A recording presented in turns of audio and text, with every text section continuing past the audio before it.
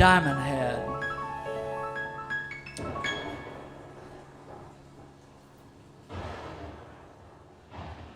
I was starting to get the feeling that I was done with Hawaii.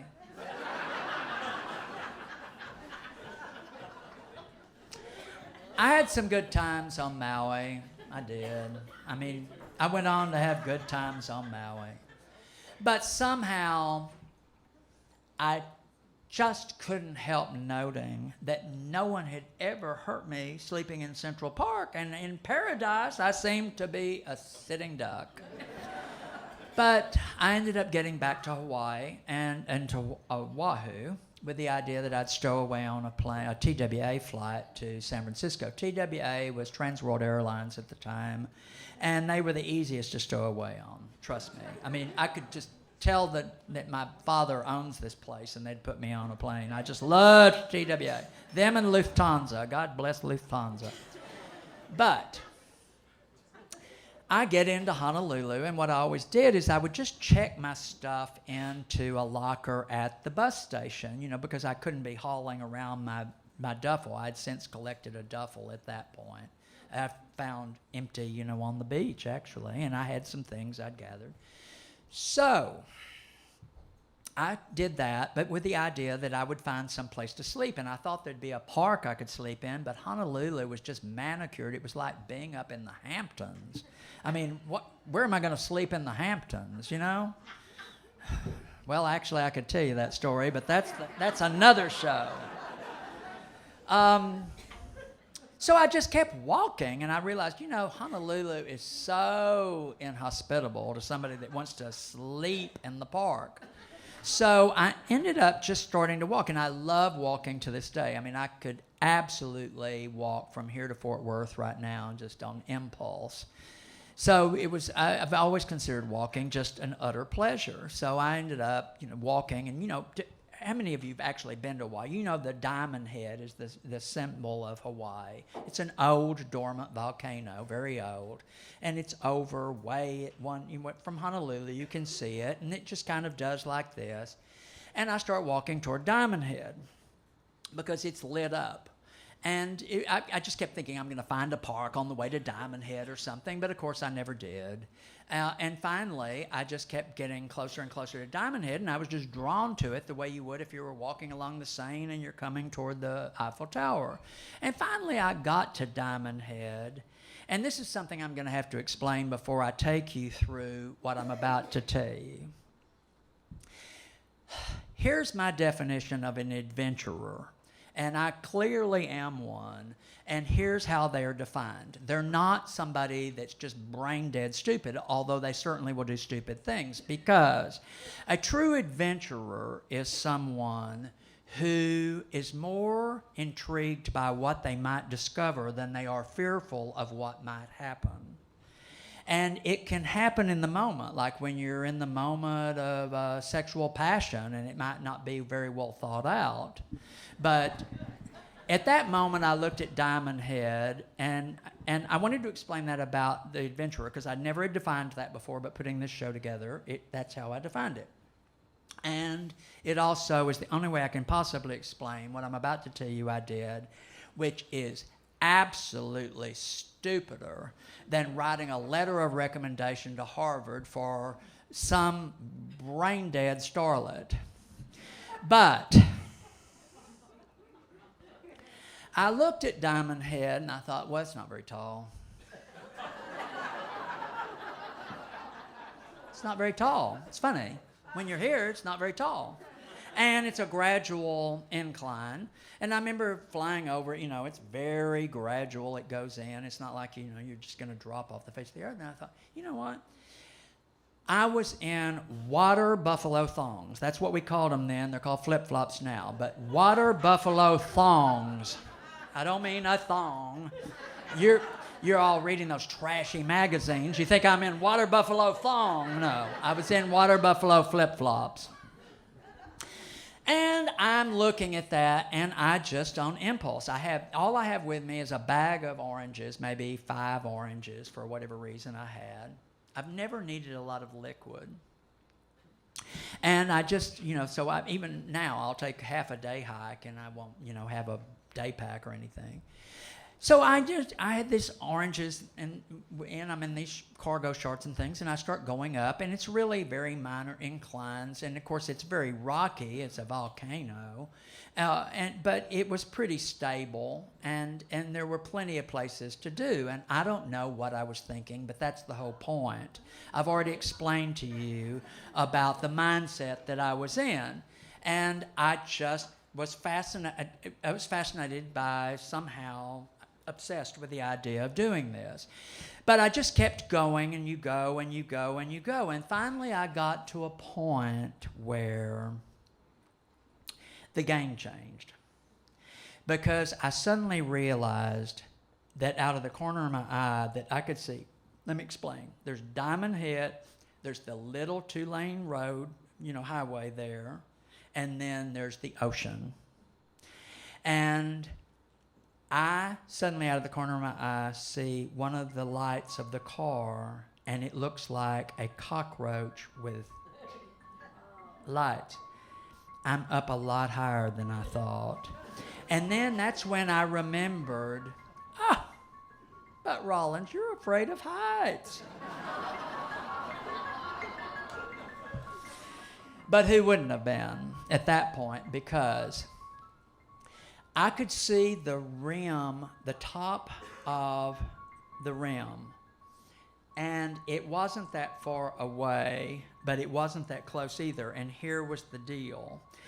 The moon kept going behind the clouds to such an extent that there was no way realistically you could have backed and gone down. First of all, in something like that terrain, there's no way you could have done that. And then second of all, I realize now that the side of the volcano is getting to where it's very rocky, and the loose rocks now as the higher up you get, so that when you step on something, it would sort of fall. And it's also gone from being an incline of about like that to an incline of about like that. And I realized that that's probably about 16 feet. I'm just guesstimating 16 feet. I measured it in the forest because I knew I was going to tell you this story.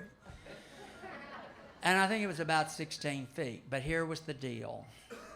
I realized that there's no way I can back down, and there's no way I can foresee how I'm going to get up there. But the only option I had was to do that. And I knew that if I slipped and fell, I would roll and tumble all the way down this craggy thing. I'd already be lacerated and dead before I ever got to the bottom, in which case then I'd be hit by passing cars. It didn't sound good. And at that moment, I was experiencing what I consider one of the two great moments of terror. I mean, a lot of these other stories are certainly terrifying. But what I realized when I was putting this show together is that the stories that are the most terrifying is where you're not on level playing field. You're not on the ground. I have no control here.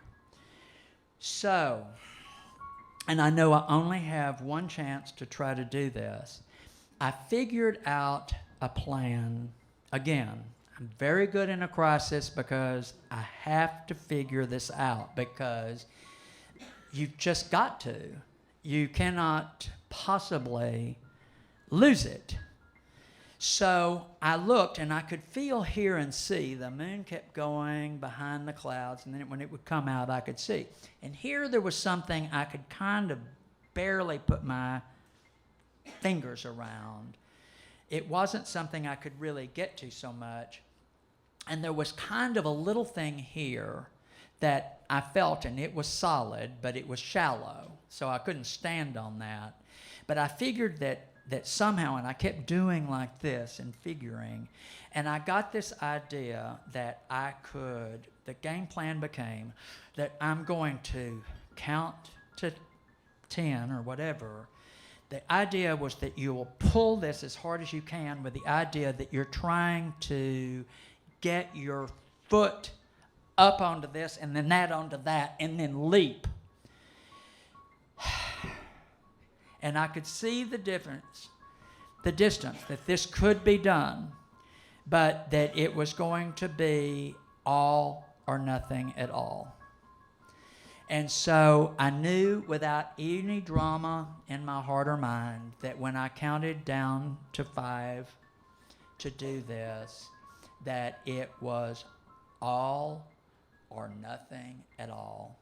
And I took my sandals and I put them in my back pockets, and I took a deep breath and I counted 1, 2, 3, 4, 5, and I pulled in a huge Herculean, just the adrenaline, that, and then jammed onto that, and then my other foot flipped onto that then, and I threw myself up, and I barely caught the edge.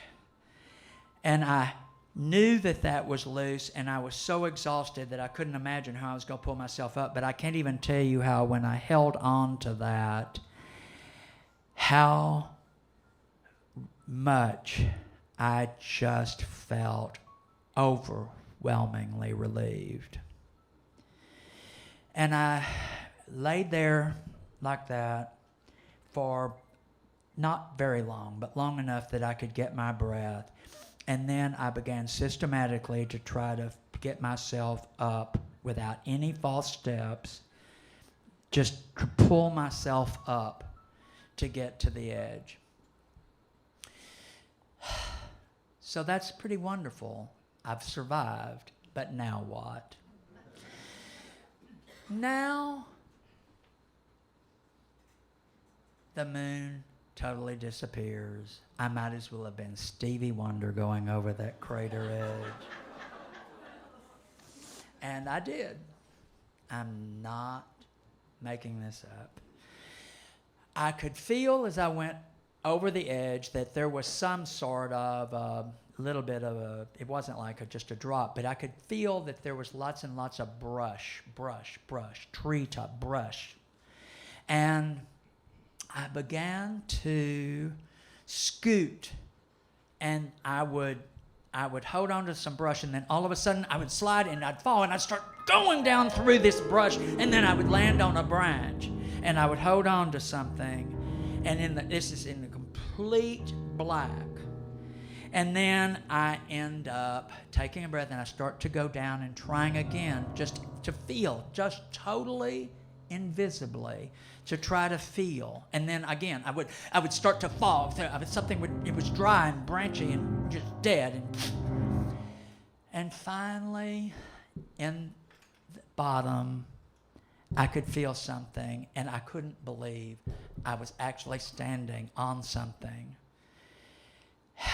And at that moment, this is such an improbable story, but it's truly one of my favorites, because at that very moment, first of all, against all odds, I'm now on the ground inside this volcano. And I go through the brush. I'm shredded. I've just been shredded, with all kinds of line marks and tears and little blood things here and everything. But you know what? Picky. And I walk out through the brush, and as if this story is more improbable, here's what I saw. All of a sudden, the moon comes out from behind the clouds, and it illuminates this area about the size of, let's say, a golf court. A tennis court. Not the huge thing, but just the actual tennis court itself. It's like a little mowed meadow or something. It's just flat. And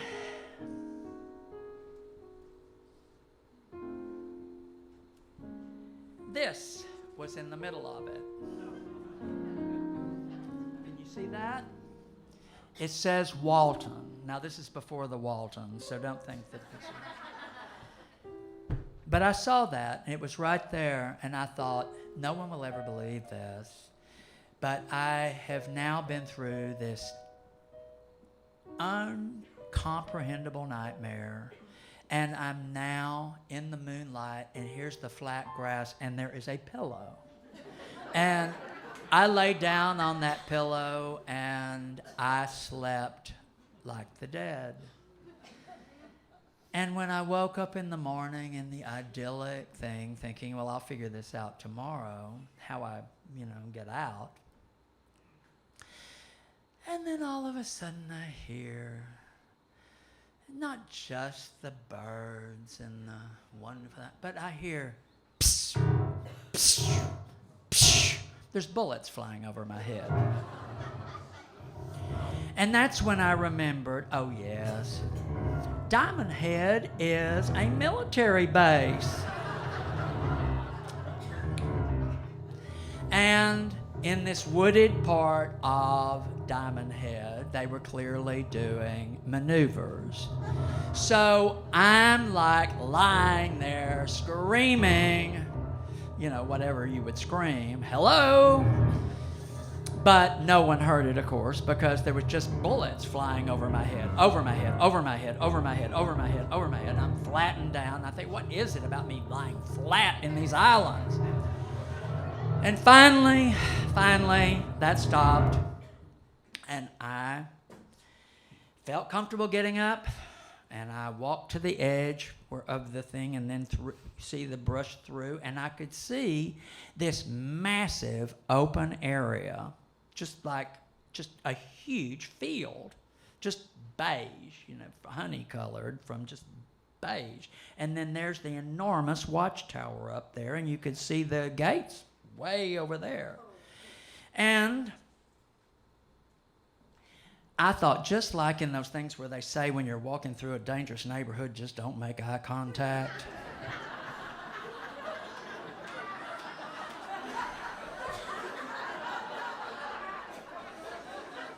I just put this pillow under my arm. I was not letting Waltons. This is a military issue pillow, and anyone that knows the Vietnam era knows this looking at this one. And I put this under my arm, and I just walked toward that gate like I'm supposed to, and not one thing was said. There was no calling to me from a bullhorn. There was nothing. And may I be stricken dead, they just let me out. I thought, well, let me get this straight. We're at war. But I stood there when I got out and I thought, let's recap. Let's recap this trip to Hawaii. It's been a pinch like a voyage that was arranged by an evil travel agent who has fixed me up with a sadistic tour guide who was probably running a blood bank for vampires, that I'd had 2 men on 2 islands try to kill me twice, and now I've tried to kill myself. So I decided at that moment, remembering my college lit class, that I really felt, with all apologies to John Milton, I was really ready to see this paradise get lost. Now you go get lost, and you come back for the second act, because I've got some stories for you.